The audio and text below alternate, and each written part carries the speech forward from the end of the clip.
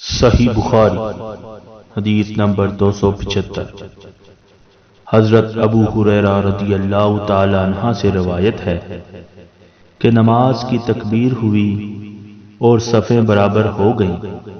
لوگ کھڑے تھے کہ رسول اللہ صلی اللہ علیہ وسلم اپنے حجرے سے ہماری طرف تشریف لائے۔ جب آپ صلی اللہ علیہ وسلم مصلی پر کھڑے ہو چکے تو یاد آیا کہ آپ صلی اللہ علیہ وسلم جنبی ہیں۔ پس آپ صلی اللہ علیہ وسلم نے ہم سے فرمایا کہ اپنی جگہ کھڑے رہو، اور آپ صلی اللہ علیہ وسلم واپس چلے گئے۔